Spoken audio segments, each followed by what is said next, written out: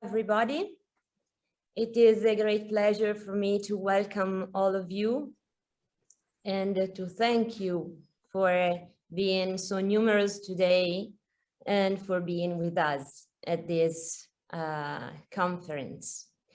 I would like to say thanks to all the speakers and to Professor Carbone, who is near me today, to Professor Geraci, who will chair our conference, and that with their presence will bring prestige to our event.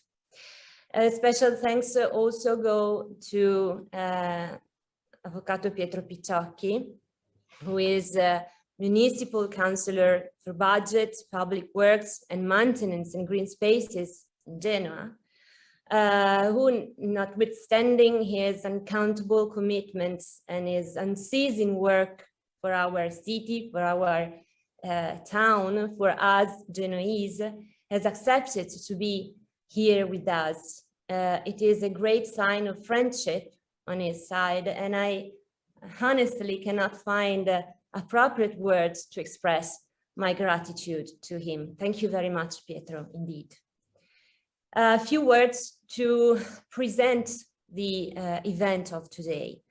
The conference is part of a project that the University of Genoa is carrying out under the guidance of the University of Bologna with Professor Stefano Zunarelli and the University of Insubria and Trieste, within the PRIN, so-called PRIN 2017 project on the Belt and Road Initiative. The University of Genoa is participating in the project together with the Department of Law, of Economics and Political Sciences, and the scope of the research activity of our unity is focused on the analysis of the Belt and Road Initiative from the EU law point of view. We all have heard about the Belt and Road Initiative, and today we will tackle the topic which in the very last days has become even more topical, as we all know, focusing on the question of its impact on ports infrastructure, discussing about the relationship between the European Union and China as regards the investment question in the light of the recent agreement that has been reached but has not yet been concluded, been signed by the two parties, with the help of our speakers. So I stop here. I don't want to waste any more time and leave the floor to Pietro Piciocchi, thanking him again very much for being here with us today. Thank you, Pietro. Buongiorno a tutti, grazie Chiara, un saluto particolare al professor Carbone. Porto il saluto dell'amministrazione comunale, del nostro sindaco a questo importantissimo convegno. Ringrazio per averci invitato come Comune di Genova. È un tema di straordinario interesse perché riguarda una opportunità enorme per lo sviluppo economico della nostra città che dobbiamo cogliere. Voi sapete che nel 2019, quando ci fu l'accordo, l'intesa tra la Repubblica Popolare Cinese e la Repubblica Italiana, il nostro porto, insieme al porto di Trieste, insieme al porto di Venezia, fu indicato come hub per la via marittima della seta. Noi di fatto avevamo già iniziato a lavorare per cogliere questa opportunità straordinaria di sviluppo dei traffici commerciali dall'Oriente al nostro paese, dove vogliamo che Genova diventi l'hub più importante. Abbiamo iniziato a lavorare in particolar modo dopo la caduta del Ponte Morandi, allorché con il decreto legge 109 del 2018 è iniziata una stagione importantissima di investimenti per il nostro porto. In particolare ricordo l'articolo 9 bis, che conosciamo molto bene come Comune di Genova, come autorità di sistema portuale, che ha dato l'avvio al programma straordinario di investimenti urgenti per la ripresa e lo sviluppo del porto di Genova. Naturalmente l'esigenza era quella di superare rapidamente l'emergenza connessa al crollo del ponte Morandi, ma con una visione rivolta verso il futuro. Sapete che questa disposizione ha previsto la competenza del commissario straordinario per la ricostruzione del ponte Morandi, che è il sindaco di Genova Marco Bucci, che ha approvato e segue attraverso la struttura commissariale della quale anch'io ho l'onore di partecipare ai lavori, il programma straordinario in questione. Poi che cosa è successo? È successo che oltre questi primi stanziamenti pari a 480 milioni, a seguito dell'approvazione del programma avvenuto con vari decreti commissariali, si è affacciata l'opportunità del recovery plan. E questa è un'opportunità straordinaria per consentirci di sviluppare questo piano di investimenti, la cui opera più importante è certamente la nuova diga foranea, che è un'opera di oltre 1 miliardo. Sapete che è stato aperto e già concluso un dibattito pubblico in città e l'idea è quella di avviare i lavori nel prossimo mese di luglio, quindi il prossimo anno sarà caratterizzato, luglio 2022 evidentemente, il prossimo anno sarà caratterizzato dalla progettazione di questa grande opera. Ebbene, oggi il recovery ci dà la possibilità di realizzare questi interventi in una condizione di autonomia. Siccome nella famosa intesa nel 2019 si era prefigurata una partecipazione di gruppi cinesi leader nel campo delle costruzioni alla realizzazione di quest'opera, chiaramente oggi questi gruppi potranno partecipare alla gara che sarà bandita per l'esecuzione di questo appalto, ma in una condizione chiaramente di totale parità con qualunque altro gruppo. Allora, che cosa voglio dire? Che ovviamente non è compito mio entrare in complessi scenari geopolitici, sappiamo quali sono i timori, no? Legati alla Via della Seta, legati alla penetrazione della Cina in Europa, legati alla cessione delle nostre infrastrutture alla Cina, come in parte sta avvenendo in effetti in alcuni paesi asiatici. Certamente queste risorse che stiamo gestendo in questo momento, su un piano che vale circa 2 miliardi di euro e su cui riusciamo ad essere autonomi, ci dà, io credo, una maggiore indipendenza, una maggiore forza contrattuale, ci permette di candidare il nostro porto come hub principale per la via marittima della Seta, ma non esclusivamente per la via marittima della Seta. Recentemente avrete letto le parole del console, no, degli Stati Uniti, che è entrato su questo tema evidenziando come questi investimenti che stiamo facendo di fatto rendano il nostro porto fruibile e disponibile anche per altri traffici.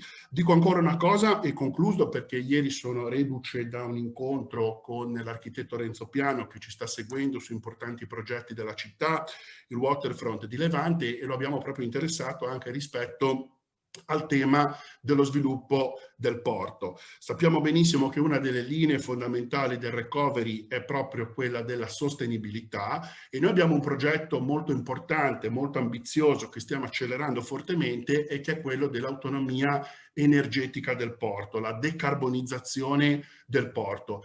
Questo è un punto di focale importanza, perché potrà contraddistinguere nel mondo il porto di Genova, e abbiamo chiesto, data la delicatezza di questi interventi anche dal punto di vista estetico della città, all'architetto Renzo Piano di supportarci. Questo è molto importante anche per la percezione che la città ha del porto, perché purtroppo per troppi anni il porto è stato inteso non come una grande opportunità di sviluppo, ma come una servitù. Quindi concludo, vi ringrazio ancora. Il periodo indubbiamente è molto interessante, si apre una stagione di grande opportunità e dovremo essere bravi a saperle cogliere velocemente con gli strumenti che ci dà la legge. Ricordo e concludo veramente che il decreto Genova prevede delle semplificazioni nelle procedure di aggiudicazioni degli appalti attraverso l'applicazione dell'articolo 32 della direttiva appalti, che è quella che abbiamo seguita per la ricostruzione del Ponte Morandi. Quindi ci sono veramente tutte le condizioni per fare un ottimo lavoro e per, come dicevo prima, trasformare in grande opportunità per lo sviluppo della nostra città questi movimenti internazionali di cui oggi voi discuterete. Restiamo aperti ai contributi di tutti. Io mi sono organizzato in maniera tale da poter ascoltare le vostre relazioni. Auspico che ci possa essere una collaborazione sempre più intensa tra il mondo accademico e le vostre ricerche e il ruolo e l'attivismo delle amministrazioni comunali e dell'autorità di sistema portuale. Grazie ancora e buon lavoro. Thank you, Pietro. Grazie, Pietro, infinitamente. And I think that now we can move to our agenda and leave directly the floor to Professor Geraci for the beginning of our conference. Thank you very much, Professor. Thank you. Good morning. Good morning, everyone. Thank you very much for the kind invitation. It's a pleasure to be here. I will just give you my really understanding on where things stand now, what we did 2 years ago with the signing of the Belt and Road MOU, and what I think are the risks and the opportunities, and then I leave the floor to the speakers. Just now we heard a reference to the fears of this Belt and Road. Like in any investment situation, there are of course risks and there are opportunities. My personal view, what I have seen is that our country, Italy, has focused a lot on the risks and very little on the opportunities. So we had an unbalanced public debate on the fears and very little about what this could bring. When we do that, you know, I teach finance, it's like we set the threshold of investment a little bit too high, and then we end up into a trap of not doing anything because we think the project is too risky. If we were to think like this, no one would invest anything anywhere and everyone would just be at home. It is fair to analyze the risk, but when we skew it too much on the side of the risk, we miss out on the opportunities. And this is why I think we need to have debates like this to tell companies, policymakers, authorities about that there is also the other side of the equation. The fears are there. There is the fear of a debt trap. There is the fear of losing strategic assets. There is the fear of maybe Chinese geopolitical interference with our domestic policies. There is the fear of you know, not having our Italian economy not participating into the development of the Belt and Road, non-equal access, no transparency on the process. These are all correct fears, but they do not apply to Italy. The debt trap applies to Sri Lanka. They apply to maybe Malaysia, some African country. It does not apply to a 1.7 billion economy like Italy. Debt trap happens when the debt to GDP starts to be a little bit too high, not if anyone, Chinese or French or American, invest a few billions into our economy. So debt trap is a problem, but it's not ours. It's a small country's problem. Losing a strategic asset, it is a problem, but not ours.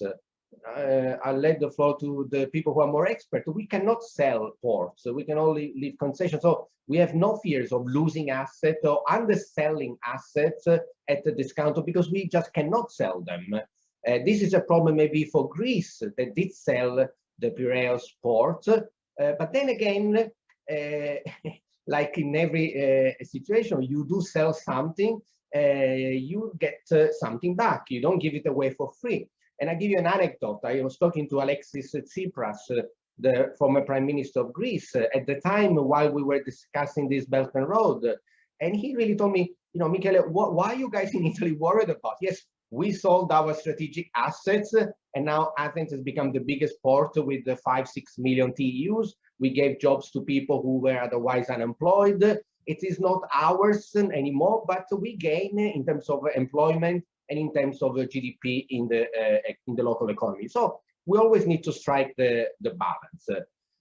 We also talk about the strong presence of Chinese into European ports, but we will hear more in the later presentation. My understanding, my fear is that the Chinese is indeed present a lot in Europe, but very little in Italy. So everyone else does business with China, and we only have a very, very small presence. Of course, Vado is one of those, but you know, China is really dominant in many other ports. The fourth and second last point is we need to really separate geopolitics from economy. Otherwise, we get into a loop from which our country, our company will never get out. If we start discussing who do we stand with, do we stand on this side, do we stand on the other side, we run the risk, and this is my real worry, that in order to show that we are friends with country A, we become enemies with country B. And the country B, the Belt and Road is not Italy and China. The Belt and Road is the map that we all have seen. It's the whole of Asia. It's the whole of Africa. It's largely half of Europe. Of course, it's Chinese dominant project, but if we become enemies of country B, China, we pick up a fight with the whole Asian continent, with the whole African continent, 6 billion people. And so we need to be aware of it. It's perfectly okay. Don't get me wrong, to be part of the European Union. It's okay to be part of the NATO. It's okay to be part of the Atlantic Alliance. But these things need to be fully understood and put into the context of what they are, without making unnecessary enemies. And my fear, and I make this appeal to the media, to the general public debate in our country, in Italy, is that in order to be friends with someone, and we are and need and want to be friends with the United States, you know, I work for the New York University and I work for all the investment banks in the States. We don't need to say we are friends with you and we are enemy with someone else. We just need to stop the sentence in half, because otherwise we create unnecessary worries. And the recent, I'm talking yesterday's press release, do make me worry that in exchange for running, you know, too much to show something to American friends that know very well where we are, we run the risk of making our companies and our people pay the price of a bad habit that we have of talking too much. Finally, I'm very happy to be here today because I think today's event will help the audience separate the myth from the reality. And I've only highlighted a few things that I think we need to address, but other speakers will discuss it in more detail. So there's a lot of confusion. It's becoming a debate where whoever speaks louder, it says something that is more true. That's not the case. We are professors here. We are presidents of commercial entities, municipalities, and we need to bring back our public debate in our country back to fact, back to analysis. No slogans, no preconceived ideas, ideologies that would really give us a bad outcome. So I'm very happy. I stop here, and I'm really very happy to give the floor to President Ducci, who will indeed start telling us about the difference between fact and myth. I like the title of his presentation, I like the titles of the other presentation, but this is storytelling versus facts. What is the situation? What is the reality of things? And this is a great beginning to set the basis so that everyone knows what is really happening, and then we can move on to discuss and analyze it. I stop here. Please, President Ducci, the floor is yours. Look forward to hearing your speech. Thank you. Thank you very much, Professor Geraci. I'm going to share my screen. Here we are. Please confirm that you can see it now. Okay, I think that you are seeing it. Well, my intro, 12 minutes. Well, I start also the countdown. Well, storytelling versus fact-checking, China and Maritime Europe. Well, first of all, I have to give you an initial alert. Well, as been introduced as the vice chairman of the Conftrasporto Confcommercio, that is the biggest Italian transport trade organization. But up to last year, I was the chairman of Federagenti, that is the Italian Shipbroker and Ship Agents Association, in which Costco is a member. So Costco is the big Chinese state-owned shipping company. Also, all the other biggest shipping company are members of Federagenti, but I have to give you this initial alert that I am part, Costco is part of my organization. In 60 seconds, I would like to show you 3 slides, 3 decades of globalization, because in order to understand what Belt and Road Initiative is and was born, I think that we have to give a wider view to what's happening in the world.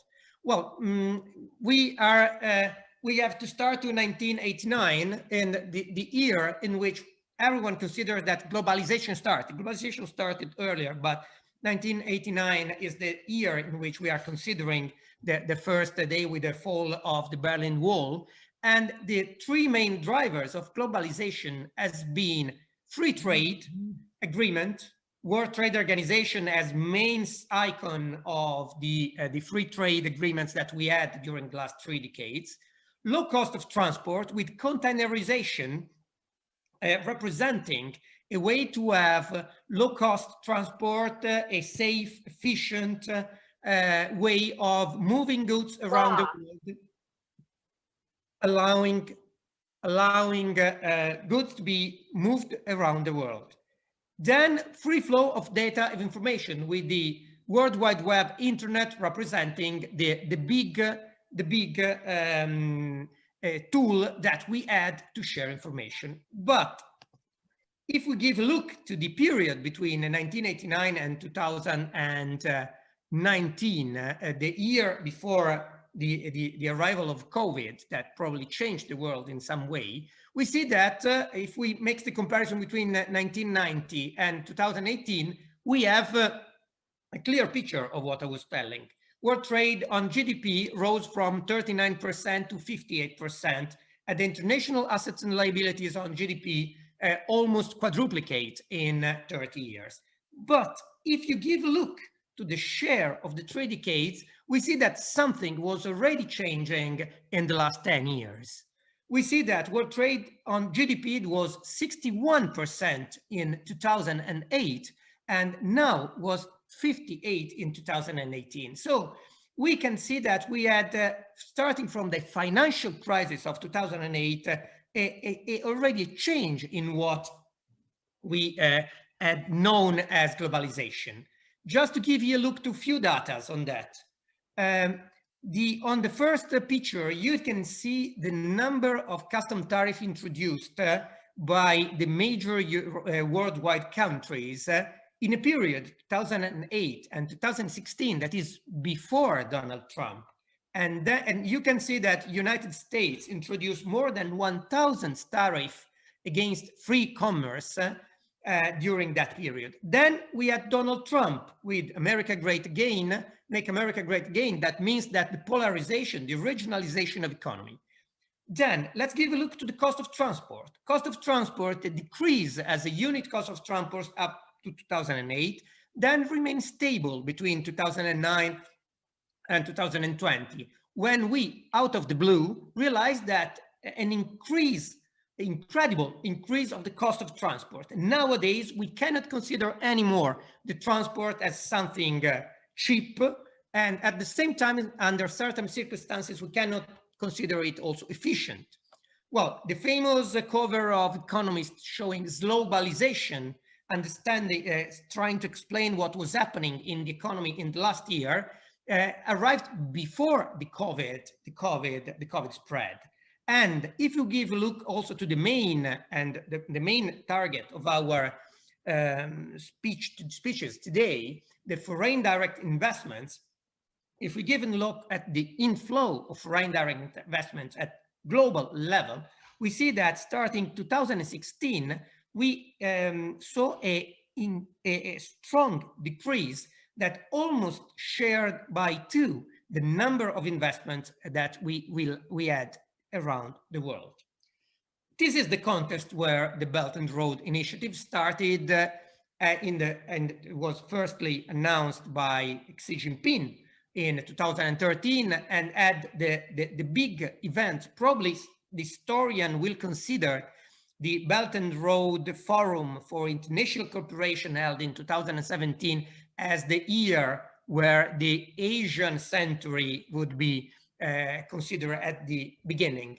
And we had this system of the Tiangsha, the typical, sorry for my Chinese, this new type of imperialism, but probably at European level, at Western country level, we have no words to really understand what Tiangsha is. But let's come to our ports and the maritime Europe. What is the common sentiment towards Belt and Road Initiative in Europe and in Italy at this moment?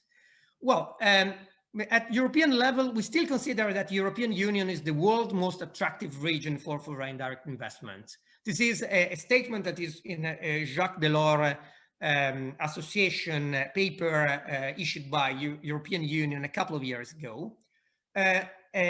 Another common sentiment is China is trying to buy European ports.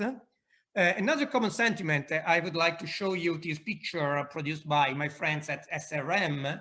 The Med is becoming a Chinese-like. You can see here the Europe map and MENA map inside the China borders. Another point is that China is the owner of Piraeus port and Italy is the next target. Well, let's start from this point to try to check the facts on that. Let's give a look on the left to the Chinese foreign direct investment in Europe. You can see that we had an incredibly rise of them up to 2016, but starting 2016, we had a strong decrease of foreign direct investment from Chinese companies in European Union. And if you give a look to the right, you will see that the China Belt and Road investment map of 2020, the COVID year, in which you can see that the full amount of foreign direct investments of China in Europe are inside Belt and Road Initiative, so that is not the total foreign direct investments of China, arrived to a level that is under the South American ones, giving the idea that Belt and Road Initiative became a worldwide project, is no more an Asian European project with something to share with Africa, but it's a worldwide project in which probably Europe is not at the center of the interest, or at least is no more at the center of Chinese interest. Just to do a counter check on that, give a look on the left on the foreign direct outflow of investment of China in 2020 compared to 2019. Well, they are more or less the same, so it's not a problem of the COVID era. Let's enter into the maritime facts. Well, 94% of EU-China trade by volume is operated via sea lines, against 1% of via rail, 3% via road, 2% of via air. And also when we talk about value of trade, 64% of EU-China trade is operated via sea line. The main way to manage sea lines is the container sector and the container transport. And Chinese investments are mainly focused on container terminals when we talk to investments in port. And in the last 10 years, they acquired around terminals operators with a majority or a minority shares in 14 European ports, which amount to around 10% of European logistics capacity in container sector. This is the map of where the Chinese presence is in European ports, and you can see that they are spread around the main European ports. Just to give you an hint on Piraeus, you can see the picture here. Piraeus was not by Chinese. It's a long leasing, and in less than 7 years, in Piraeus passed to be a container port for less than 700,000 TEUs to more than 5 million TEUs, with 500 million of Chinese investments there. Just to give you an idea, Piraeus was 1/3 of Gioia Tauro, now is 2 times Gioia Tauro. And the number of people working there increased dramatically during these years. Let's enter into the main Chinese state-owned enterprises in European ports. Costco Shipping, China Merchant Group, and China Communication Construction Company Limited. There are the 3 companies involved in operation. Costco is one of the main container operator worldwide, is the 4th, as the first worldwide ship owner. China Merchant Group is an operator that is investing in ports. China Communication Construction Company is less interested in ports, but is the one who signed the 2 memorandum, the 2 agreement of the 28 of the Memorandum of Understanding that Italy signed in 2019. Let's enter a second on Costco. I still have 2 minutes. I would like to arrive to a brief conclusion. I would ask 1 minute more. Well, Costco is the 4th operator in the world, controlling around 12% of the global container capacity. In the sector of container, that is the backbone of the international trade, we had 3 main tendencies: vessel gigantism, concentration, and vertical integration. In vertical integration, we had shipping company buying terminals, ports. Here you can see the market share of, in Europe, main trades, Europe, North America, Far East Europe, of the main shipping operator. Well, we see that Costco has 15% of the share of the trade between Far East and Europe, and around 5% of the share between Europe and North America. Please consider that when we are talking about the container transport sector, we are talking about operator that wants to control also the terminal ports where they are working, because this is the way how people is working today in this sector. This is the market share in European terminal operation, which you can see that in North Europe, China Merchants has a share that is around 2% in 2016, while Costco had a wider presence in South Europe port terminals, with the acquisition of 51% of Noatum in 2017, has created probably the biggest share of the private operator in European ports. I do not consider Hutchinson Whampoa, that is a Hong Kong-based company, is a private company that operates in a very separate way, at least up to now, to the state-owned company, Chinese companies. And so we can see that the presence of Costco is definitely, and that the various Chinese state-owned enterprises seems to be driven by geopolitics. But if we make an economic analysis, we see that they are the same type of political attitude that all the other major shipping lines are having around Europe, to buy terminals in order to vertically integrate their supply chain. The answers, last 2 slides.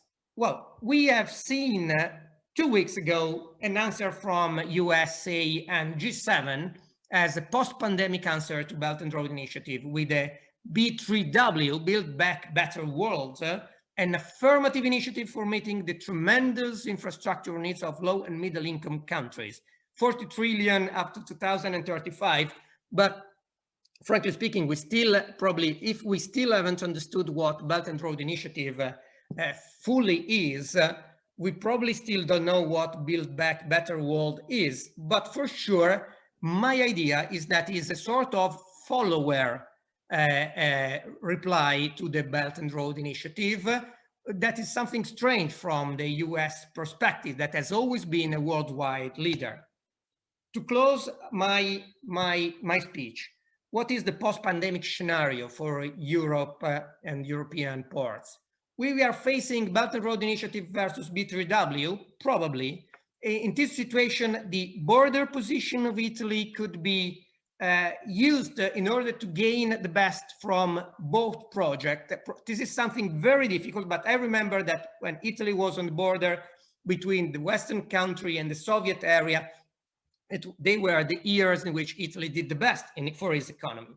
Next generation EU, with the green challenge and digital challenge, is giving to our ports a great amount of money. Probably we do not need foreign direct investment in this respect, because we will have so much money that probably we don't know how to spend them. The problem of our country, for example, will be how to spend the money that we will have. The role of global carriers drives the idea that the Costco policy is the one of all the other carriers. If we want to treat them differently from there, yes, it is an option, but frankly speaking, it doesn't sound in the idea of free market and free trade that we have always had in our history and in our policy. Learn lesson from lockdown and Suez blockage. Port and terminal could block the full European economy. We have to understand that having a presence in the port means that you can define how the economy of a country is working. And this is something that we have taken in mind also for the policy of the shipping companies. Arctic route and the Euromed challenges are aspects in which we will see how the Chinese that declare themselves as an Arctic country, recently they declared themselves as an Arctic country in order to try to use also that way to arrive in Europe, is a point that we will have to discuss in the future. While we have to consider that, talking under an Italian point of view, we have to consider that the Euromed challenge that we have with the strong presence in this moment of Turkey and Russia in Libya is probably creating a setup for the Mediterranean Sea that could create to our ports probably much more problem than the presence of the Chinese. As Professor Geraci mentioned, in Europe we have the usual idea to consider everything black or white. Chinese have the Tao, in which you have black and white and we have white and black. Probably this is an approach that we should try to adopt in order to understand and better manage the position that Belt and Road Initiative is offering us, because in such a way we could try to gain from our specific and particular position. Thank you, and sorry for my 3 minutes more than it was given to me as a speaker. Thank you very much. Yes, this is an exception. The other speakers, I will ring the bell after 12 minutes because we need to stay within the time. But thank you very much, very interesting. I have one quick follow-up, really bullet. Do you think that Italy is falling behind in this competition with other ports? And the second side of the question is, do we need Chinese money or can we do it by ourselves? So even if China invests elsewhere and not in Italy, we kind of don't care because we are capable of doing it. Well, very quick bullet. The position of Piraeus as an hub port needs a position closer to the market, the European market. The Vado investment, I think that will give rise to a big flow of trade through China. Trieste and Venice has to create their position. Probably in this moment, we don't need Chinese money to invest in our ports. We have enough, but we will probably be one of the main direction for the trade of Chinese flow, much more than Northern European in the future. But my question is, if there is no Costco or other companies investment in the port, will the containers go there or they go where they buy, so they integrate themselves with shipping and logistics? Can we have Trieste being the hub without the Chinese money? In order to reach, not for the money, but because Costco is both. In order to reach the Central Europe market, the Italian ports are the best solution after an hub ports in Athens. So in this respect, I think that we will have a good position irrespectively of their direct investment. Okay, thanks. I agree with that. That's why we really wanted to put all the Italian ports on the map to make sure that there was at least some interest. So thank you very much. I move now to the second speaker, Professor Marella, who will give us some very good insight on a very topical discussion. What's happening with the investment agreement with China? Did we do the right thing after so many years of negotiation? Where do we stand? Is it dead? Is it sleeping? Will it be resuscitated? And what do you think we should do? Floor is yours. I set the tone, 12 minutes. Thank you. Thank you very much, Professor Geraci. And let me thank the organizers, my dear colleagues, Professor Chiara, Stiano Di Pepe, Sergio Carbone, as well as the other speakers. Now, I'll try to stick within the time, and I have also a PowerPoint presentation. Sorry, Professor, maybe if you can speak closer to the microphone, because we need to hear a little bit clear. Yeah. Can you hear me now? That's the best I can do. It's 100.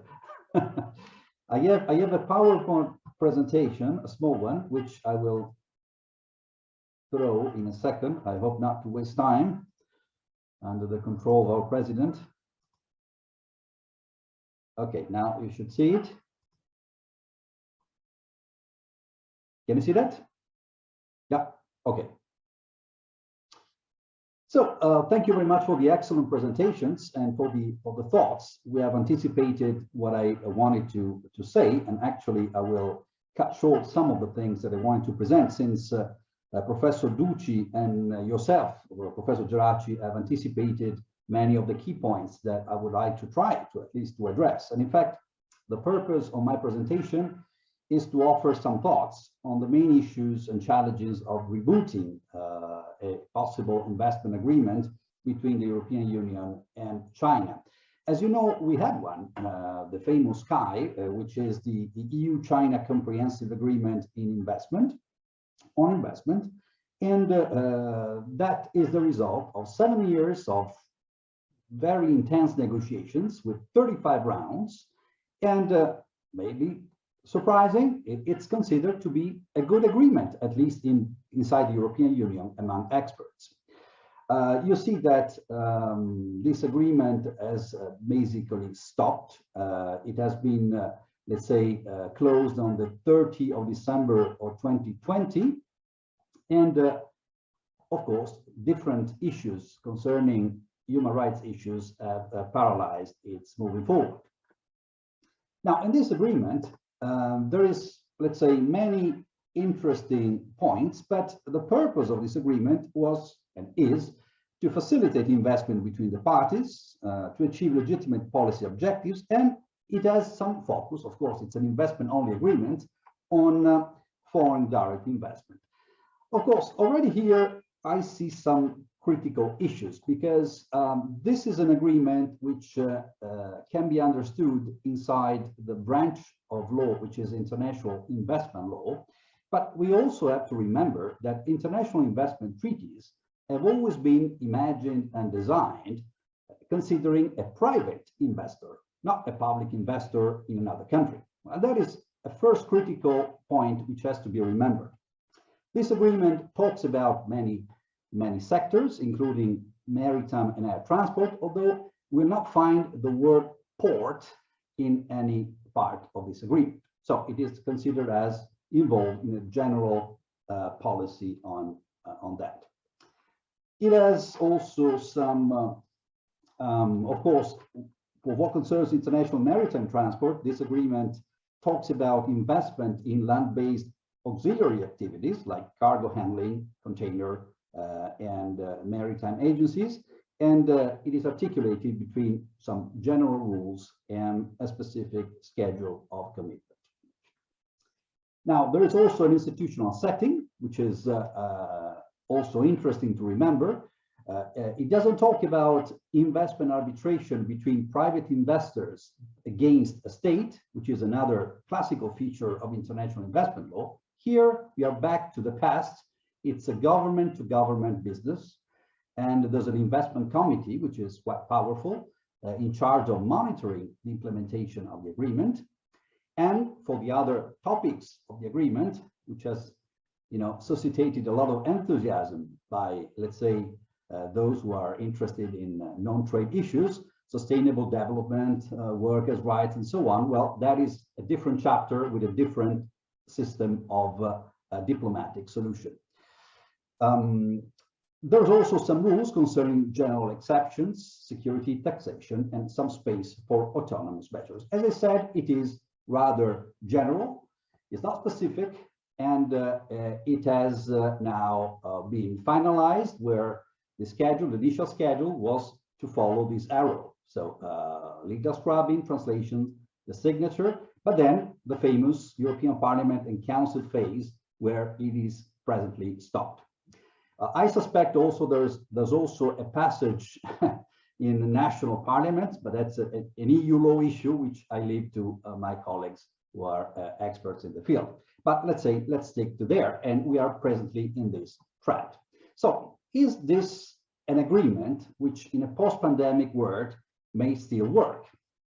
And that is the second part of my presentations that considers some strategic issues. As you will see, I will present them as, simple tool of analysis, and you may draw your conclusions. And by the way, the same tool of analysis should be used not only talking about China, but also considering about any other state investing with state-owned corporations in European countries on Italian ports.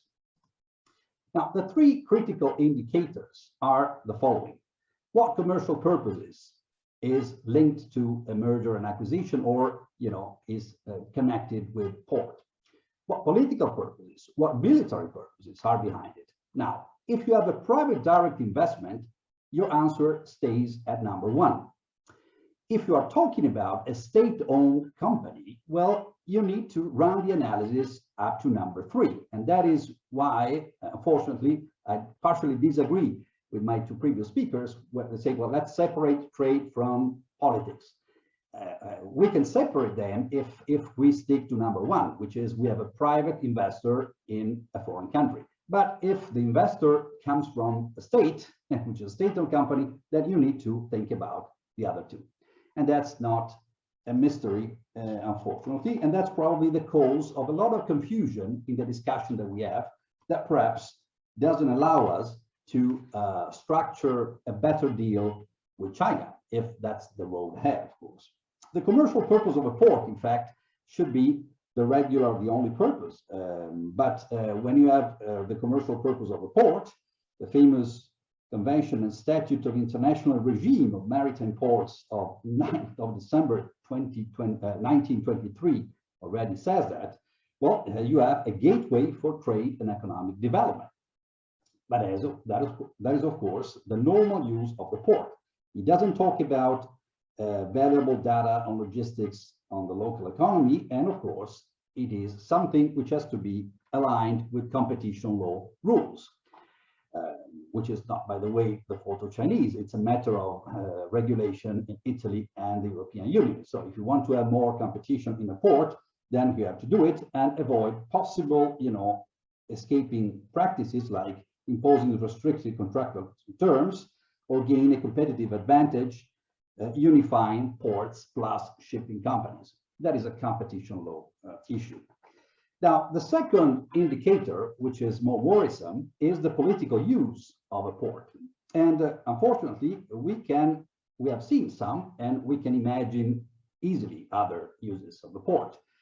Well, that means to use port investment to gain political leverage and expand political influence. Now, think about embargo issues. Well, what happens if there's an embargo against China and the European Union has to take some measures on China? Think about the situation in Russia, for example, right now, and vice versa, by the way, because that we start counter sanctions, we are still stuck. The second problem could be weakened port state control. The ports are also the entry point for customs clearance. And, that little link must be reinforced in order to have full compliance with the customs clearance in the EU single market. The third issue is international political average. but that has already been mentioned concerning the Piraeus Port Authority. Now, it is well known that recently, China, or let's say Costco, has, let's say, suggested the Greek government to take a specific stance, not in economic issues, but in a political issues, which is to block a European Union statement at the United Nations criticizing China's human rights record. Now, that is not a normal use of a port, of course. Third, and that is the third indicator which has to be taken with attention, is the dual use of a port. Dual use means civil and military. Once you have the control, the commercial control of some terminal of a port, well, some issues need to be addressed. Professor Geraci was saying that we're not Djibouti, for example, but in Djibouti, now there's a home base of the Chinese Navy. So how far does it go? I mean, that is something which has to be addressed. There's also an issue on military intelligence gathering, of course, because if European ports are at stake, it's NATO military ships which are not going in and out. It may also be used for industrial espionage. Of course, I'm speculating at this point, but there are certain uses that you don't normally suspect when a private investor is investing, but you can certainly imagine if a state is behind it. So what is the conclusion? The conclusion is that there are some, in my view, regulatory disconnections, which is not the fault of China necessarily. I mean, it's just a matter of finding a better deal with an important partner. And so these disconnections are sometimes due to a disconnection inside the European Union. Well, think about the current legislation, the current FDI inward screenings regulations, which is Regulation 2019 number 452, which is a framework screening, which makes sense because we should have a European view on that. But we know that this regulation talks about cooperation, and we are trapped into the differences between what is the EU competence on that and what is the national competence on that. But that's an internal European problem, as you can see. Certainly we can do better on that. Then we have in Italy the famous Golden Power legislation. Now, is it designed for this situation? My answer would be rather no. It's designed for general issues concerning taking control of national strategic assets, but it's not, targeted or designed, fine-tuned to address this issue. No surprise that before law number 84/94, Italian ports were regulated in a specific way. But then, as we know, the European Court of Justice introduced full competition inside the port. So, in conclusion, we need to talk expressly about ports in a future investment agreement with China, and we should realign the rules to the economic reality in order to address the issues, the critical issues so that I have highlighted. I mean, there's nothing that we should block us from finding a good agreement, which is, let's say, in line with the interest of the European Union and Italy, including specific rules on state-owned enterprises. Because if you look at the definition of investor, that is quite interesting. Definition of investor, you don't find state-owned enterprise. You find a vague rule which sounds like a private investor, which is not. But it's not the same to have a private Mr. Wang or to have a multi-million multinational company controlled by the state behind it. So if you want to have foreign direct investment regulation, you need to address the things and calling them with their name. You need to strengthen competition law rules, and you certainly do not have to privatize ports like Piraeus.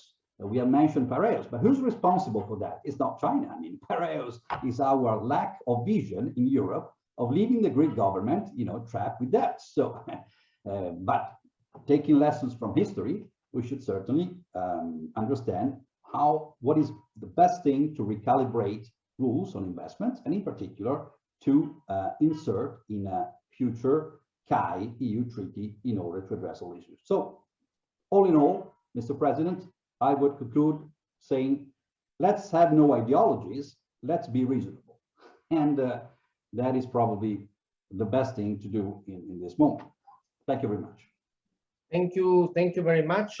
13 minutes and a half, we're getting to our optimum length. Well done. Quick question. You mentioned, it's very interesting, the fear, if I may say, that when Chinese invest, then they influence politics, for example, in the UN Security Council. That's my understanding. Now, from your analysis, do you find a strong correlation, or is more an anecdotal fear that really does not materialize very often, or materialize randomly so that we cannot really link? Yes, we know that Greece did say something in favor of China, but we also know that China is very present in Germany, in Rotterdam. I don't see Holland being soft. In fact, Holland is the spearheading the EU effort in putting sanctions on China, on human rights. So they kind of don't seem to care that 10% of the biggest terminal in Rotterdam is in the hands of Chinese, 30% of the biggest for a total of 10. Do you see this is a kind of one of the fear, the myth of fear, but then it doesn't really happen? Or do you think it's a serious fear? And how do, and also, sorry, do we care? Like, do you think Italy would vote against the UN if the Vado investment goes from 40 to 60%? I don't know. Well, I think that this is a lesson that has to be taken. It depends on regulation, and it depends on the level of your external public debt. I mean, we have 160% of debt. We're not certainly in position to decide many things. And I think Greek serves as an interesting example on how things may go, but certainly is anecdotal. But I wouldn't use that word because it sounds like, you know, something strange happening once in history. I think it's perfectly normal that China pursue its own interest and its own political agenda. I mean, no, I agree, but and that's why when I talked about the debt trap, I said Sri Lanka, maybe Greece is vulnerable. But as you know, we have 450 billion of our debt in foreign hands already. So now 450 billion, 1/3 of our debt is with the central bank. So about, you know, we have 1/3 of our debt in foreign hands. Do we really worry that China invests 2 billion out of the 700 billion of debt that we already have held by foreigners? Because you're right, but what's the scale of the, you know, we listen more to Frankfurt maybe than Beijing when it comes to who owns our debt. I certainly agree, but certainly the moment, you know, Frankfurt is still part of the European Union, and when our foreign debt is in the hands of a competitor, I'm not talking only about China, but any other state. I mean, you have to consider the consequences of that. Okay. And it's a matter of measure. I'm not saying it's not the black and white reasoning that you were doing before, but it's a matter of how far can you go? It's a matter of national security also on foreign debt, which I always believe that, and it's not only on China, of course, but China in this moment is in a particular position, needs international support, and you know, politically speaking, makes perfectly sense that it uses all the means that is on disposal. But the problem is on the other side. What is our position on that? What is the European Union position on that? Are we going to allow that a situation like the Greek situation repeats again? My answer should be no. I mean, we should take this lesson and try to align our interest to the Chinese interest, which is the essence of business. Well, let me ask you, sorry, because I want to then follow on the next presentation by Professor Pepe that talks about this investment. Why are we worried about the Greek situation? What harm has it brought to Europe, in your view? Harm to Europe. I mean, it has introduced a way of, first of all, in European Union decision-making, security issues are taken by unanimous vote in the European Council. So if you have one country voting against, you have blocked any sanction that the European Union can impose on China. So I don't think this is a small detail. And so I'm worried about the presence in one member state and influence in one member state. And that's what I see in Europe. So far, we have not seen it. We have seen it in the Security Council. But, you know, if things go bad, I mean, that's certainly the next move. Okay, I understand. Now, really 30 seconds. I'm not saying that this will happen. No, I understand. I think it's correct observation. 30 seconds on this investment agreement, the so-called side. Is it really important, given that the boundary on country and EU competence on investment is kind of blurred, and it's not really, some people say the EU does not do investment. So this is just a kind of an MOU. It doesn't matter, every country decides who should invest in their home, and this is just a political statement to tell the Chinese, we want to try to do things nicely, just like our Belt and Road MOU, but then it really is not enforceable in any way. What do you think from a almost legal point of view? Is it a practical, is it a political thing, or is it really something that would determine countries' decision on who buys their asset? I think as it stands, that this document is rather general and vague. It's not very specific. And therefore, and that's why, by the way, in the institutional final clause, there's a space for a joint committee to develop single specific rules and regulations. So I think it's a good result, you know, in terms of, you know, finding a common platform between the European Union and China. But certainly, this is not the instrument that you can use for conducting all position. And in particular, this is not the instrument that an Italian company can use against China in case, you know, things go bad in China. And that is what worries, more worrisome in my view. I mean, investment state dispute resolution mechanisms are not at all small things, are fundamental things. And if you take the famous debate that we have against ISDS today, many people, many colleagues of mine, do not understand that most of the ISDS are useful not to multinational corporations. They are useful to small and medium-sized companies, which is 95% of Italian companies. So if you take that away, because you think, oh, you can review the policy of the state, but take that away, then you are in the hands of the sovereign. Not only China, but of course, whatever state we are. But that's strange that in UNCITRAL, the United Nations Commission on International Trade Law, the trend today is to, you know, say ISDS are just, you know, ridiculous. Companies should never be able to attack a state because they think about Philip Morris against Uruguay. They should think about Marella versus, you know, Russia or another country. Small SMEs. You're right.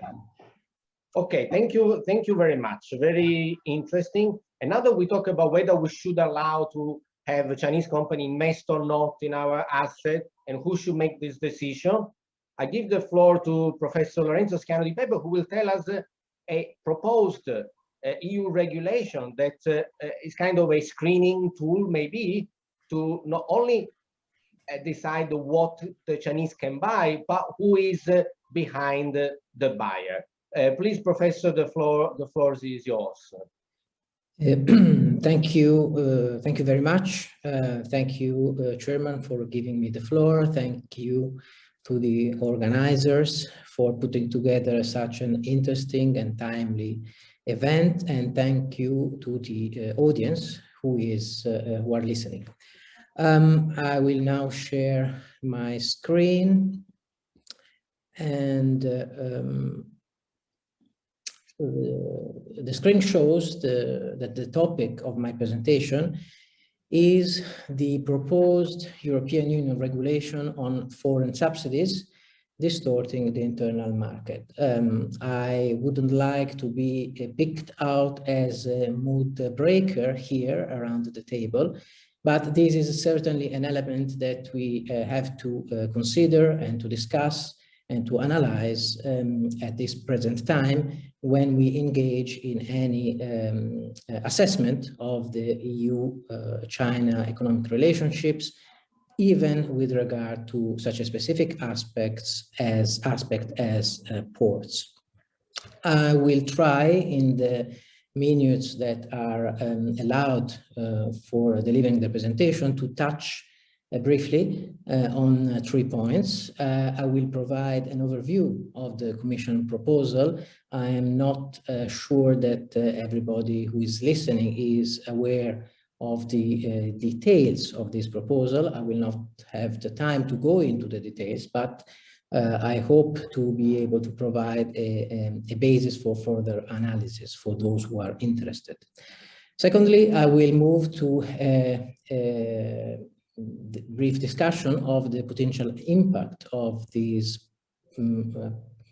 proposed regulation if and when it is adopted, and if and when it enters into force on investments in ports. And finally, I will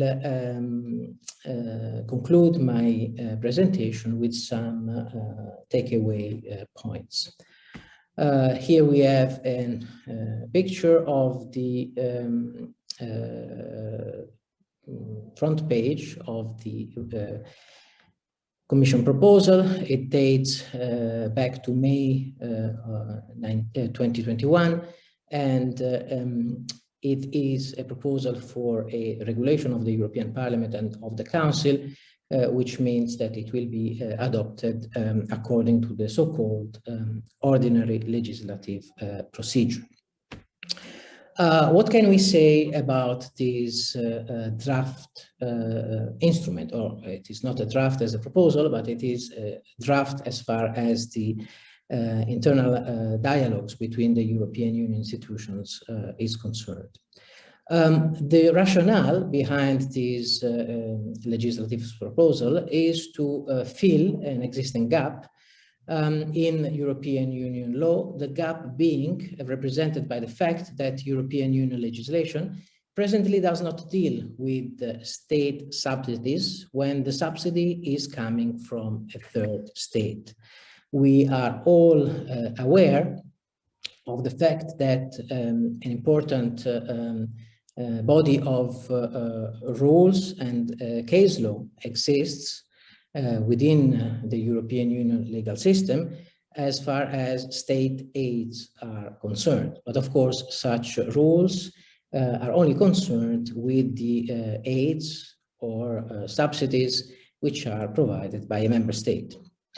The Commission proposal contains specific rules with regard to aspects such as concentrations and public procurement, but it is really built on three main pillars, which are not surprising because they are quite typical of European Union legislation in this area. Such pillars being the definition of distortion, what a distortion of the internal market is, the tools that are available to the European Commission to combat, address and eliminate such distortions represented by review, investigation and inspection, and finally a possibility to impose fines and periodic penalty payments on entities which are breaching the prohibition of subsidies. It comes as no surprise that the proposal is highly controversial, and the fact that it's controversial, I think, will be apparent to anybody who has been listening to the two previous presentations. Indeed, the Commission proposal may be qualified as inconsistent with some recent moves at the European Union as well as at domestic level. When we use, as an example, the CAI that Professor Marella just described, on the one hand, and the memorandum of understanding between Italy and China that was mentioned by Professor Geraci earlier, on the other hand. However, this move appears to be backed by the support of a significant number of private and public entities. This is demonstrated by the outcome of the public consultations that preceded the publication of the proposal, where you can find the comments on an earlier white paper by the European Commission and the contributions of industry associations, but from Europe, but also by entities which are in principle, of course, against this possible development, such as the Chinese Chamber of Commerce in Europe. What about the potential impact of these future or possible future regulations on investments in ports? It's difficult to make a full assessment, so I will provide some elements, some ingredients, some elements that can be used for to feed our debate. First of all, there are several built-in references within the Commission proposal to maritime transport-related legislative instruments. So one has to assume that the Commission does not exclude the possibility to apply this regulation in the future to ports, port infrastructures, and investment in ports. Second element to be considered is that the fact that the Commission proposal has a very far-reaching substantive scope of application. This is made clear by the content of Article 2, Para 2, for example, which defines the scope of application of the regulation as addressing foreign subsidies granted to an undertaking engaging in an economic activity in the internal market, and an undertaking acquiring control or merging with an undertaking established in the EU is considered to be engaging in an economic activity in the internal market. If we consider the way in which the Commission and the European Court of Justice tend to interpret this kind of wording, we have to conclude that this wording may be quite all-encompassing. The threshold for investment to be considered presumably not distortive of the market is relatively slow if we think about the possible or the likely investments that exist in the field. Very interesting, and I think quite topical, is the fact that the Commission insisted that enforcement should be carried out only at EU and Commission level, not at national level.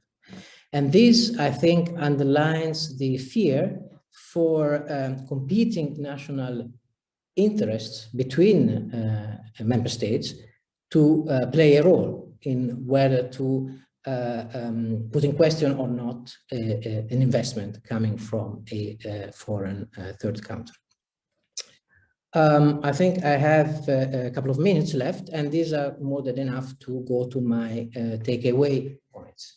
And my takeaway points are primarily concerned with the external aspects or the external fallout of the Commission proposal.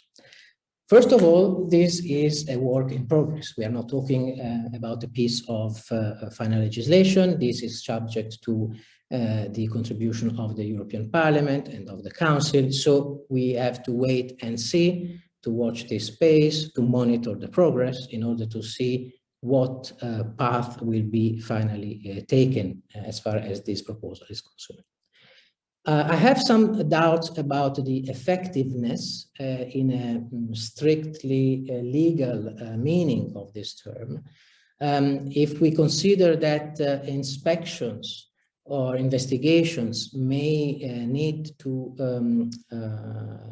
may have to be carried out abroad in order for the Commission to find out whether there has been a distortion of the market or not, I doubt whether the Commission proposal will be able to achieve that purpose. But this is, of course, is a detail, if you wish so. A more general point that I would like to make is that I do not believe that the objective of the Commission is to raise obstacles to foreign investments as a matter of principle in general or with regard to China. This would be against everything that the European community and Union and Commission has always been fighting for. Free trade includes, in a broader sense, also free investment, and it would be unbelievable and unacceptable if this was the objective of the Commission, which I don't think it is. So what is the real aim that the Commission wants to achieve? There is a book around which has been recently published, and I had the privilege to attend the launch of its Italian version, Italian edition. The book is entitled The Brussels Effect, and is authored by Professor Bradford of Columbia University in New York. And the book is about how the European Union and the European Union legislation is shaping, directly or indirectly, the legislation of third countries.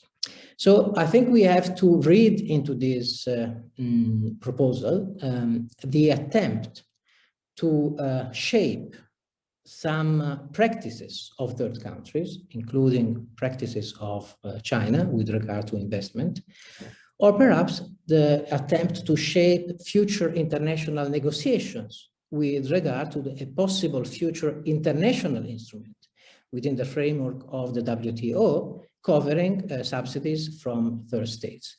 This would be probably the best way to approach the problem, rather than by unilateral negotiation. But the European Union has often used unilateral legislation in order to push international partners to the negotiating table internationally. Thank you very much.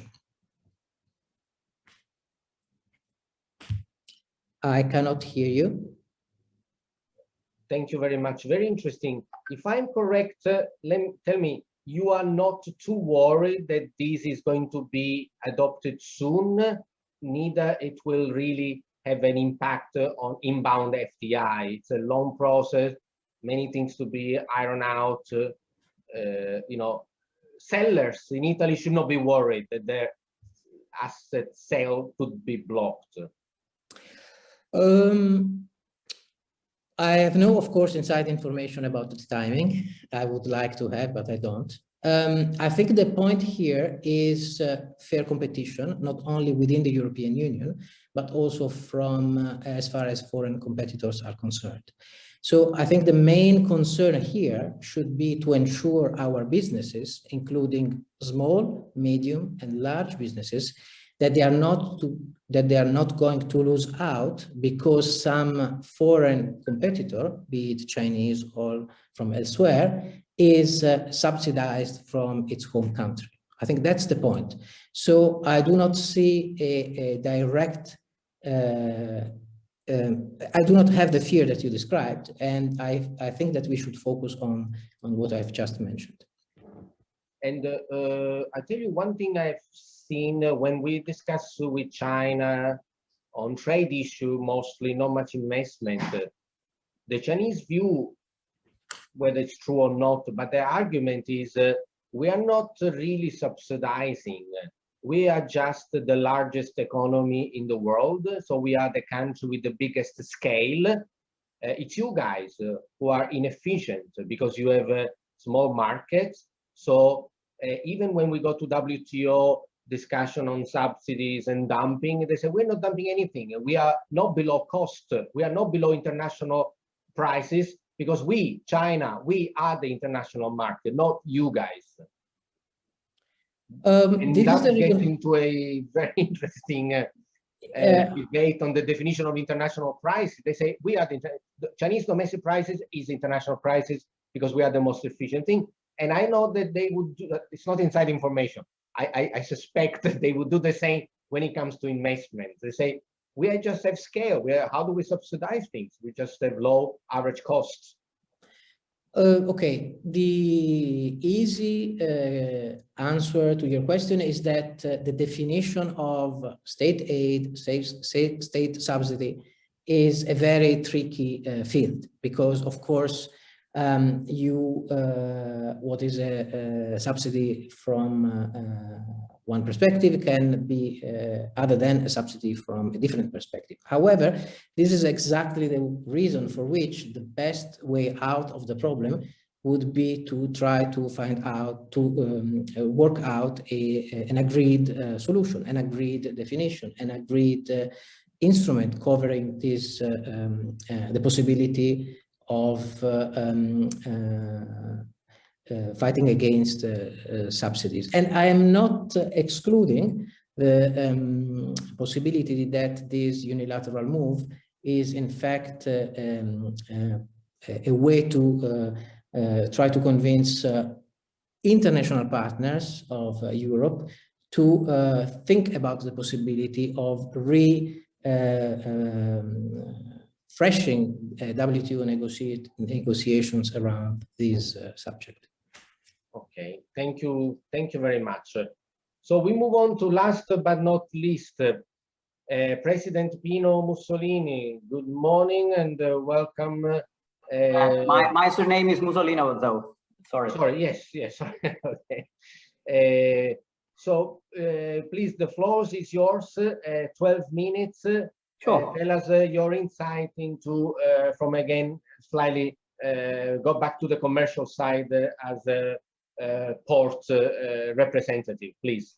Well, okay. Let me share my screen first, and then I'll go back to. Okay, hold on. There we go. Wait a sec. Hold on a sec. I just want to give you the full screen. Okay, there we go. Couple of informations just for those who are viewing and who doesn't know who I am. Well, before chairing the Ports of Rome, I have been for 4 years the president of the Port Authority of Venice. So I participated directly in the drafting and the discussion about the BRI back since 2017. I participated to the mission of President Mattarella and Mr. De Rio in 2017. So I think I have a privileged standpoint since the beginning of the discussions about BRI and the Italian port system. After 4 years in Venice, I have been promoted as a chairman of the Ports of Rome. And so I have now, I would say, a decent understanding of what happened in the last 4 to 5 years in regard to the Belt and Road. In fact, I wanted to be nice, so I have used a quote from none less than William Shakespeare. What are we talking about? Belt, road, or much ado about nothing? And I would say that the latter, at least at the moment, is the case. I am unbiased, okay? I'm a trade guy, I'm a merchant guy, I stick to the markets, and I try, as long as I work for Italy, to maximize the interests of my country and my economical system within the framework of free market rules. So I don't have any preconceived and biased position towards any nation or anybody, but I am evaluating and assessing the situation that I have seen in front of me. And so let's start with, this was the Belt and Road has launched the first slide in 2013 when it was still called One Belt and One Road. Let's not forget that the name has been changed in BRI because it was seen as a too much imperialistic in the definition of one belt and one road. So it's still that in China, it's still Idai Ilo, and that tells how much marketing is spent internally and externally. And they changed the name so that it's kind of more palatable for non-Chinese, but they kept it in the exactly the same way for the Chinese market. And the description is quite interesting. And please bear in mind with this description, because I got back to that with my last slide. Essentially, what they were launching, aside of the beautiful speech that was made in 2013, 6th of September in Astana, about building a common future for a shared future for mankind and so on and so forth. But in essence, it's a transcontinental long-term policy and investment program which aims at infrastructure development and acceleration of the economic integration of countries along the route of the historic Silk Road. More or less 140 countries joined, some of which mostly are in sub-Saharan Africa, 40 namely, 34 in Europe and Central Asia, and namely 18 belonging to the EU. Moving forward to the next, this is what has happened back in 2018, 2019, so some 5 years into the launch of the BRI. The commitment of funding was 4.2 trillions and BRI projects by China, trillions of US dollars, of course. And its main way of funding, it's through bank loans granted by government, SOEs, development agencies, and private institutions. And I honestly and respectfully beg to differ when somebody said, let's split economy and geopolitics, because here it's geopolitics played through economy. The British were calling this back in the 19th century, the Great Game. And this we can summarize it in the Great Game 2.0 or 4.0, as you wish. Because according to the data firm Refinitiv, as of September 2020, the amount of BRI projects owned by Chinese SOEs or government entities is an appalling 59%. So we're not talking about market forces, we're talking about essentially a projection of a government through which is built this initiative. And only 26% is belonging to the private sector. I will skip the next one, but just keep an eye on the four images and just have a quick look. Essentially, BRI is a complex operation that is merging economical, military, political aspects through which China is simply, and rightfully so, trying to expand its global clout. Well, okay, let's go on more technical and economical businesses. This is the trade balance between China and the major EU countries, Germany included, all of which the net exports are all negative.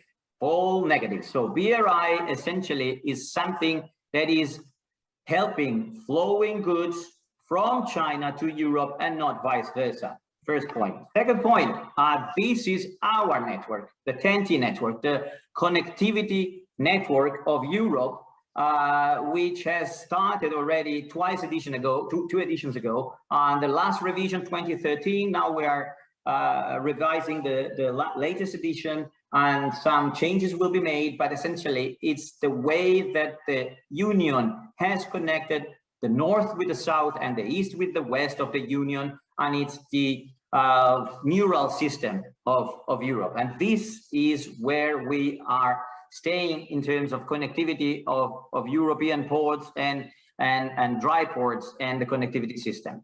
Okay, let's go on. What are the investments along the BRI in EU ports? And as you can see, there are also a couple of minor investments in Italy, essentially of roughly $5 billion of US dollars that the Chinese have invested in European ports.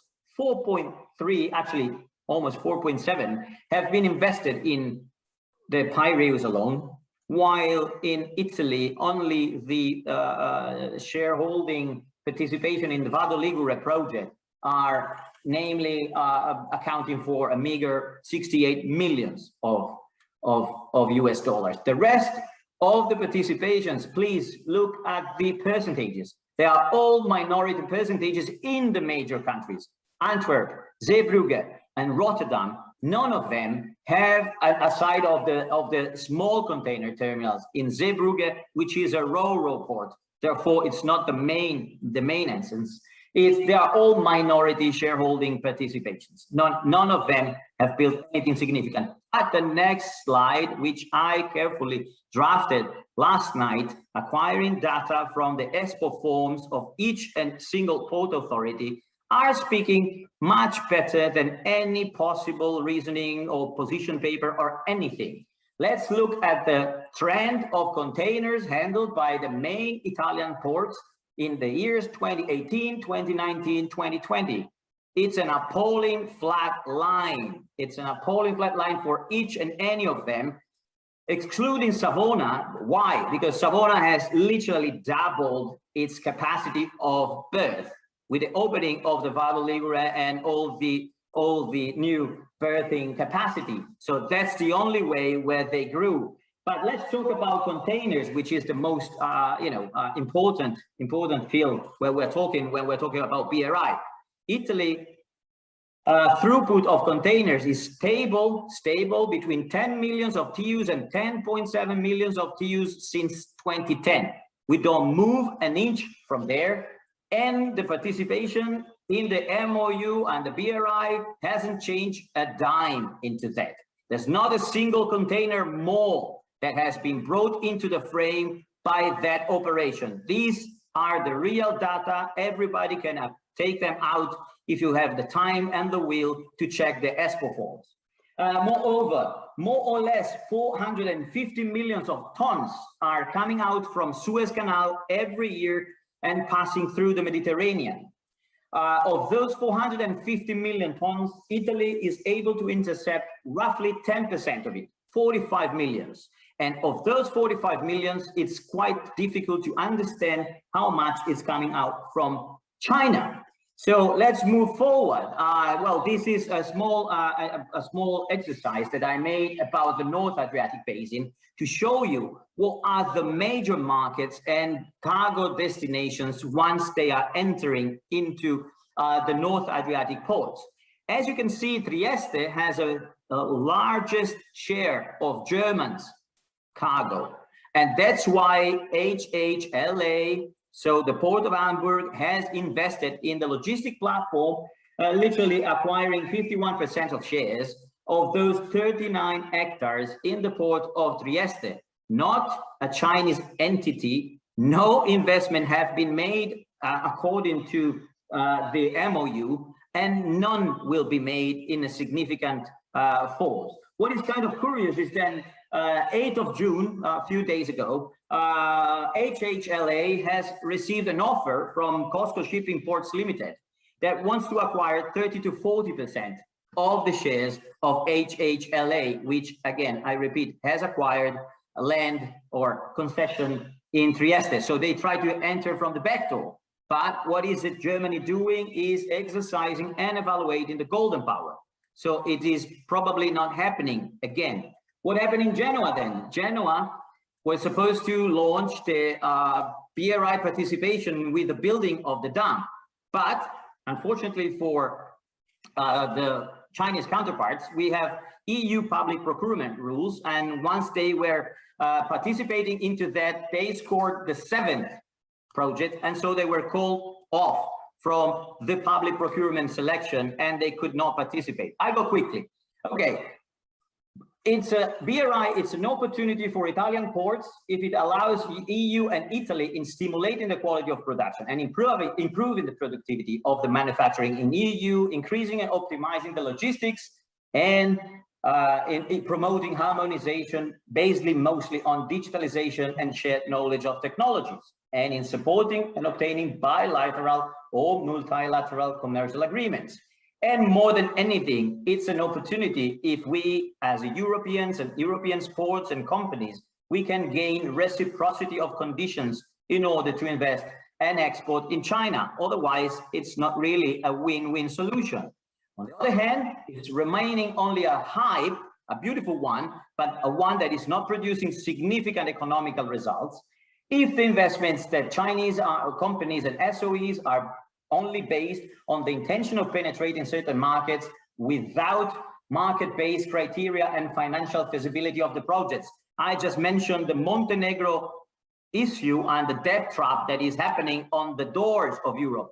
Montenegro is now facing a bankruptcy situation for a useless highway that was considered negative, not by one, but by two feasibility projects. And of course, if the investments are not respecting the public procurement rules of the EU, and if the Belt and Road is aiming at dividing EU and its policy making, particularly in regard to the TEN-T network, for example, with the 17+1 initiative. Moreover, nobody speaks about that, but the ports and connectivity of the future needs to be built in a sustainable, greener way, and there's little of non-talks about that, also about the Italian results. What has happened in the last 2 weeks, that was the launch of the B3W, which is essentially the US answer to a BRI.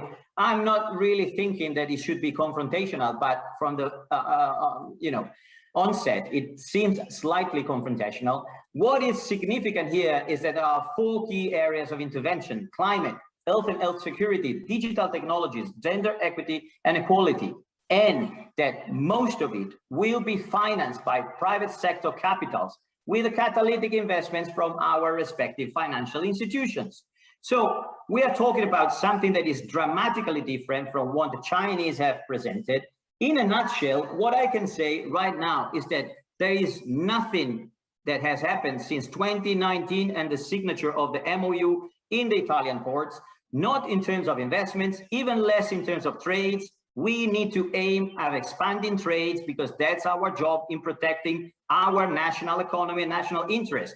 With that, we can have a dialogue and negotiate with everybody, but if we are not aiming at increasing our import and export in our ports and our trade throughputs in our ports, everything else is just fairy tale stories and it's just useless and a waste of time. So I would like to go back to real data. What I have shown to you are real, effective, verifiable data. It would be very nice if we could talk about that, totally unbiased, totally free of mind, thinking about the development of the Italian port system, the Italian logistics system, inserted within the EU framework, trading in a commercial manner with the rest of the planet, no matter what. Thank you very much for your attention. Thank you very much, President.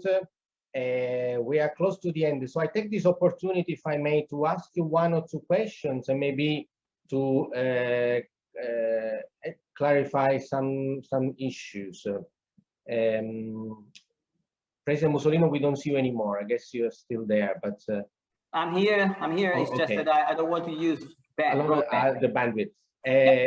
First of all, if I may, I want to thank you for saying that nothing has happened since 2019. I take it as a result of me leaving the government and being replaced by someone else who did not do the job that we left. But apart from the joke, I want to say, we need to be really aware that all the things that we heard that we want to improve trade, investments on are absolutely right. Guys, trust me, you don't see these things change in 24 months. Anyone who knows how China works is aware that these things take time. And in this highly tense geopolitical situation, again, you can go and read the yesterday comment after the meeting with Blinken. You cannot expect China to do business with us. If we continuously throw bad words at those who should buy our products that we want to sell to China and the rest of the BRI countries, of course, they said, well, guys, don't worry, we're going to buy things from someone else. We are not in Italy the unique producer of things, with some exceptions. So we need to be very, very careful that you are right too when you say the geopolitics cannot be separated from economies. And that's why I worry. When I say we need to separate, is because we will pay an economic price for our geopolitical choices that we entangle together, and China does it even more. That's why we don't see the benefits. We don't see the benefits because Chinese don't understand if we want or not to do business with them. That's why we may have a trade deficit, which, by the way, per se is not a big thing. So we've always said, even before the Belt and Road, so that's not a result of the Belt and Road. The trade deficit is the reason why we do the MOU, not the output.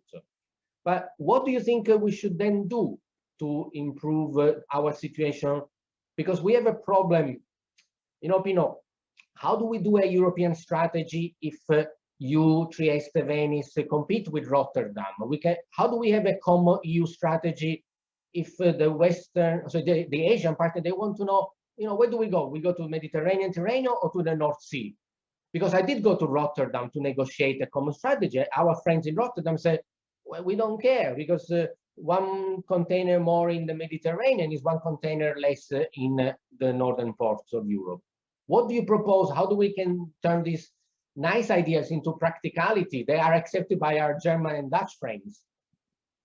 Well, I start from the bottom. Okay, by starting to have, for example, a common Mediterranean position towards the 10T revision, negotiating with Spain, France, Greece, Croatia, and then we build our own position and we go to negotiate with the Northern Range ports with a strong position, not like beggars, like we did in the last 10 years, with a strong idea that the door in the Mediterranean is as strong and as important for the Union as the door in the Northern Range. But if we don't do that, nobody is doing that on our behalf. It's not that the guys from Antwerp, which I know very well since I lived there for 5 years, or the guys from Rotterdam are coming to us and say, hey, Italian pal, here is a present, buy that. No, it's going to happen if we have a clear understanding of the role and importance of the Mediterranean, not just for the Mediterranean countries, but for the whole Union. And this policy making is all in our hands, not in Chinese, not in Germans, not in Belgians, not in the Dutch hands. It's in the hands of the Mediterranean countries. By doing so, we are also expanding our clout towards the northern side of Mediterranean, where we were used to call it Mare Nostrum, and I can say that because now I chair the ports of Rome, so I feel I'm entitled for doing so. And we lost that. It's not necessarily an imperialistic thing. It's a trade thing. It's an open trade thing on a common level playing field. And secondly, as I said, I don't have any problem with China or dealing with China, but what we are aiming at is trades. We don't need Chinese money on infrastructure. You were asking that if we need that. We don't. We can build infrastructures, and we are good in building infrastructure. We can have the funding for building infrastructure if we have a strategy. With this strategy, we make actually, if we have a vision, through the vision, we make a strategy. Through the strategy, we make an implementation of it. We need to move from nice words to a strategic planning that brings back Mediterranean at the center of the framework, not just because it's the right thing to do, but because it's the right thing to do for this region of the planet. And in doing so, we're making also Europe stronger and the trade balance with China better and fairer. One more thing to follow up, and then I want to close. You have been in Venice and now you're in Rome, and you know better than I, remember when we're discussing with Trieste, Venice, let's be honest, Trieste and Venice cannot even agree on a common Adriatic strategy. So the challenge of doing a European Mediterranean strategy, do you think are Greek, Spanish, Marseille, and French, and even the Northern African country would be happy to have this very good idea that I like to have a common Southern European? Or do we in Italy fight with our own things with each other? We cannot even raise an Italian strategy, let alone a Mediterranean. Well, that's a good point, and you're right in doing so. But the point is, it's again our flaw. I don't have any issue. When I was in Venice, I decided to go another way. I signed an MOU directly with the CEO of the Port of Piraeus in trades, and in doing so, we doubled the amount of containers that were coming to and from Piraeus and Venice, literally overnight. Nothing involving infrastructuring, just a nice bread and butter commercial deal between two ports. 50,000 TEUs more per annum overnight.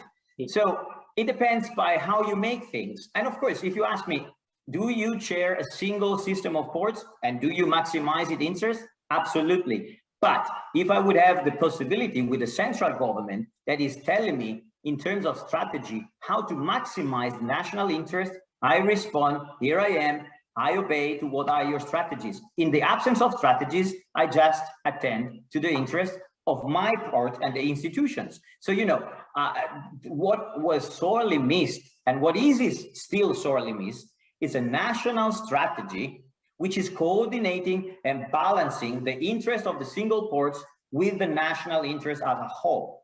And in doing so, there is the need of ideas, and those ideas need then to become legislative actions, plans, investments, long-term investments. We need to understand what we want. Another last point, we need to understand that not every port can do everything, and that we need to assess the need of birds and the need of infrastructure with the market and the interland markets that they are serving. If you're a fantastic, amazing break bulk port. You don't need also a container berth if you have a port 200 kilometers away with amazing container berths, and so on and so forth. But of course, that cannot be said by the single president. That needs to be said by the national government, and through that, in a European framework of planning and developing. Thank you. Now that's a good idea. And since you're in Rome, next time I'll invite you for coffee and we can discuss this at length, because I like the idea to do a plan. And by the way, to all the speakers, if in any way I can help to push this, let's do this for the interest of our country. So it will be my pleasure. I give back the floor to Professor Chiara because I have finished my duty. Sorry for going over 15 minutes, but there were so many interesting things, and I thought, and I see the audience is still there, so that's a good signal. Thank you. Floor back to you. Thank you very much, Professor Geraci. You are right. The discussion has gone on very smoothly and very well. So thank you very much to all of you. Now I think, following our agenda, that we would have 5 minutes, because then we have the conclusion by Professor Carbone of Q&A. We have the chat devoted to questions, and maybe our friend Sara Lattanzi, who ran. Okay, thank you, Sara. Maybe we can read the questions that have been addressed to the various speakers and try to address each of them. Yes, surely. So there are 2 questions that I think already received an answer during our conference. So the first one was addressed to Mr. Piciocchi, and it was about the possibility to participate to public tenders by Chinese companies. So I think President Musolino, when he described in his last presentation, the public tendering procedure in Rome, answered the question. But if someone wants to give more insight on this aspect, it can do it. Of course, I think this is a legal aspect. So we also address these issues through the presentation of Professor Marrella and Professor Schiano di Pepe. Then there was a question on the chat addressed to President Musolino, that is in connection with another question about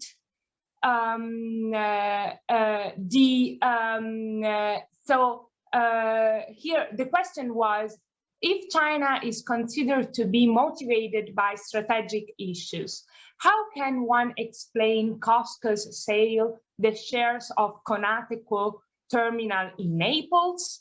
And another question that is related to this first question was, President Musolino, you mentioned about the attempt of cutting a backdoor deal in port of Trieste. What is your view on Costco HHLA deal on terminal in port of Hamburg? So these 2 questions are addressed to President Musolino. If he wants to answer this question, maybe we can start from here. Thank you. I would, if you give me back the microphone. Okay. What about Conateco?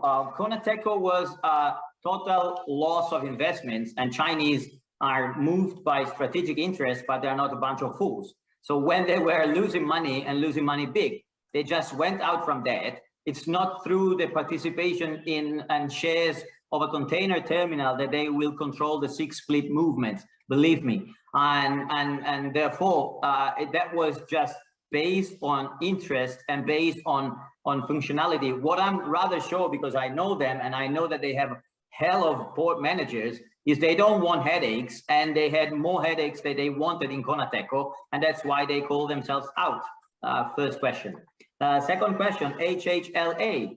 I find it very interesting that when Italy sort of like said, we're about to exercise the golden power, if you are trying to buy anything in Trieste, the Germans came up, and then the Chinese went to the Germans to say, well, we're going to buy now something in the major company that is the holding of the operation. Again, everybody stays in the market and works towards its own personal selfish interest, as it should be. I think that we need to keep our guard high and our eyes open in terms of our strategic interests.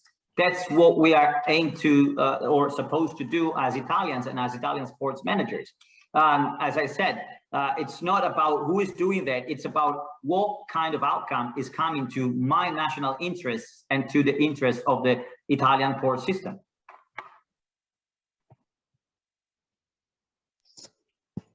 All right, thank you very much. Something on the Conateco case, because, well, Costco being my member as an association, the position in Conateco was given by, for sure, the loss of money, but also by the fact that entering into Athens and so changing strategy in Mediterranean by Costco, from going to direct ports, from adopting an hub and spoke system, they had Athens, and Naples was definitely so close to Naples, to Athens, and so they must go as delivery ports northern as possible. So with Athens, it makes sense Vado, it makes sense Trieste, it makes sense Venice. Doesn't make sense Naples.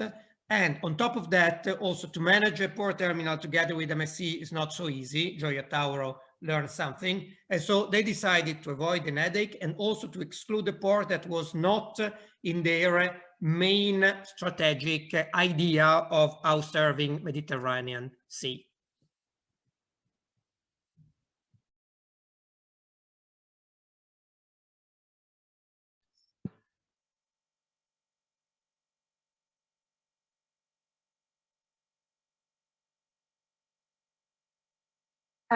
So, Professor. Okay, yes, because I had to activate again the microphone. There is Pietro Piciocchi, who maybe wanted to answer the question regarding the participation of Chinese companies in public procurement procedures. He had to leave our meeting, but maybe he is trying to join us again. I'm in contact with him. I don't know if in the meantime there is some other question that is there to be addressed. I don't know here in the chat, but maybe no. I don't know, Sarah, if you see something else. Yes, there is again a geopolitical question raised here by an anonymous viewer. One Belt, One Road is economic project. So is it important to consider, I cannot read it anymore. Is it so important to consider EU about human rights point of view? So this is the problem we tackled about the differentiation between trade and geopolitical aspects. I don't know who wants to answer this question.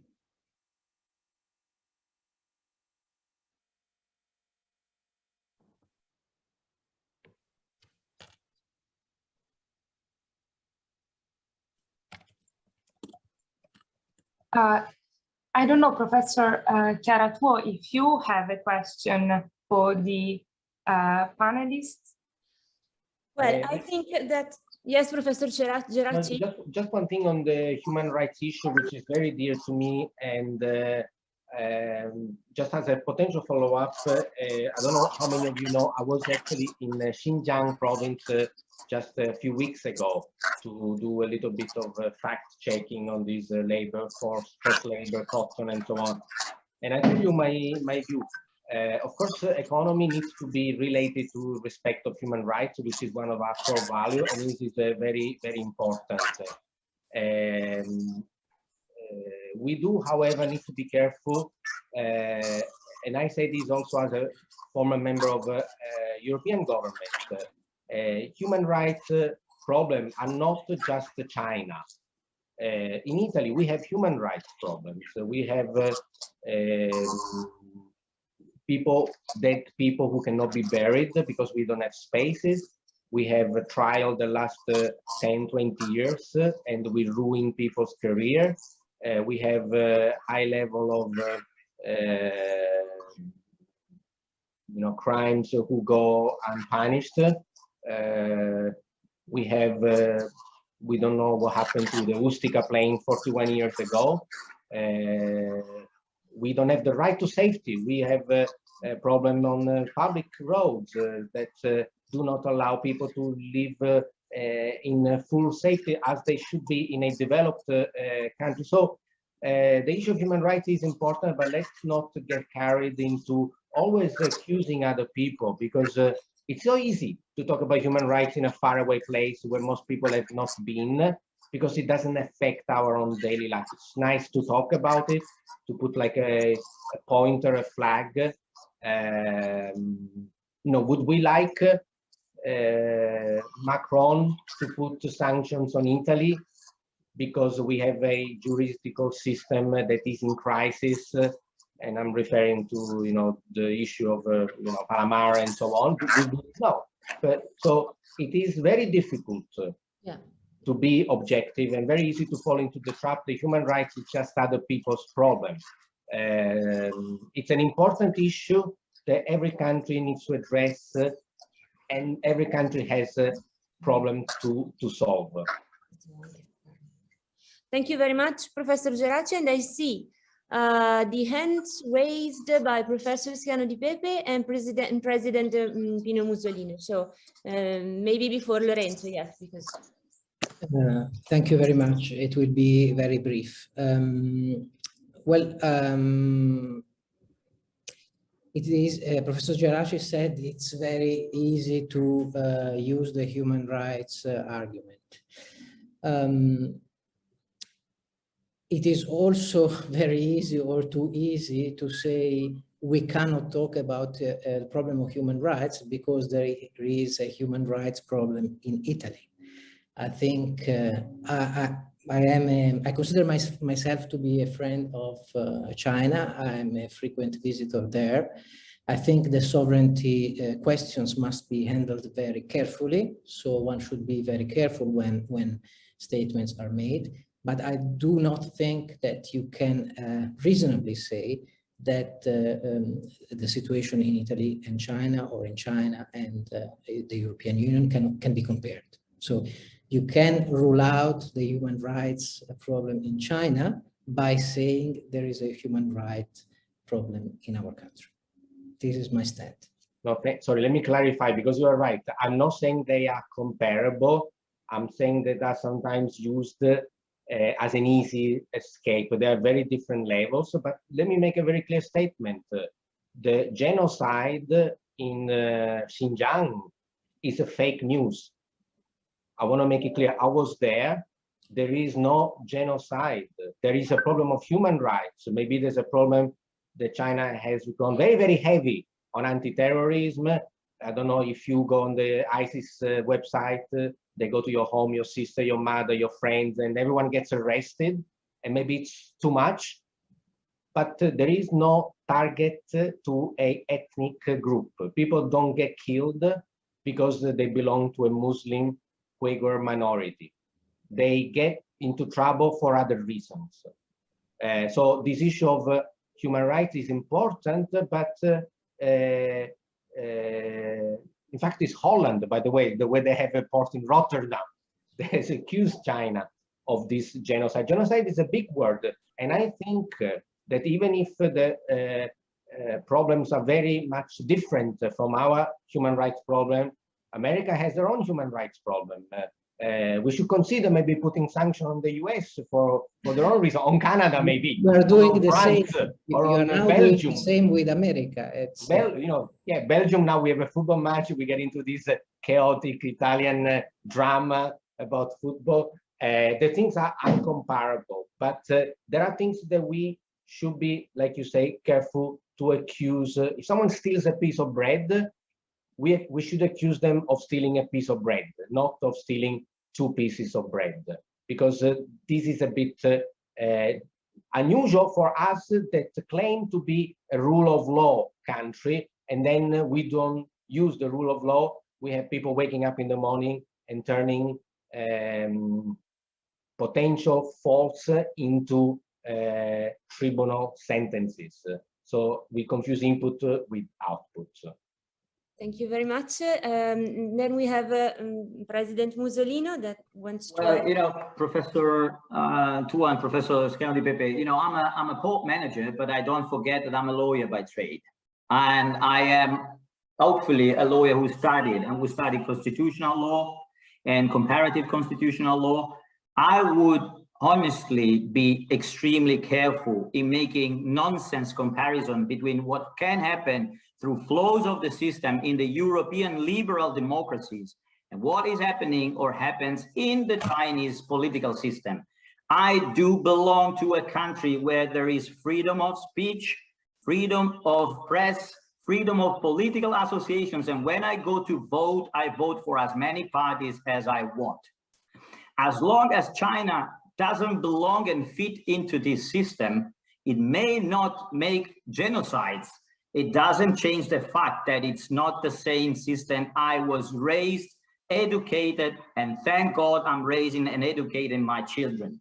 So let's not forget this, and let's not, for the sake of commercial interest, forget what we are and where we are coming from, because otherwise everything can be condoned, and I won't accept it. I'm sorry. But you don't have to accept it. All I'm saying is that China is making mistakes, but not those we're accusing China of. And as a lawyer, you should know that if they have problem with human rights, we should address the human rights issue, not something else like the genocide. So, you know, you sound like those German journalists in 1938, you know, 1938. And then we discovered 1945 what has happened with making the sophists. Let's be careful, please. Let's be careful. Let's talk about China and trades. Let's not enter into these things because it's really, really a slippery slope. Please, please. That's exactly what we would will do in the last part of this meeting. Just to answer the question that was raised with reference to the intervention of Avvocato Piciocchi, he asked me to inform the person that raised the question that the intention is to open these bids also to Chinese companies, as it was done for the Ponte Morandi in the recent years, and therefore that these bids will be absolutely international and therefore open also to Chinese companies. Then I think that we are running out of time on the basis of our agenda, and that we have here Professor Carbone, who will draw the conclusion of our conference for us. Thank you very much, Professor Carbone, for being with us today. Thank you very much. Thank you, Chiara, and thanks also to all speakers of today.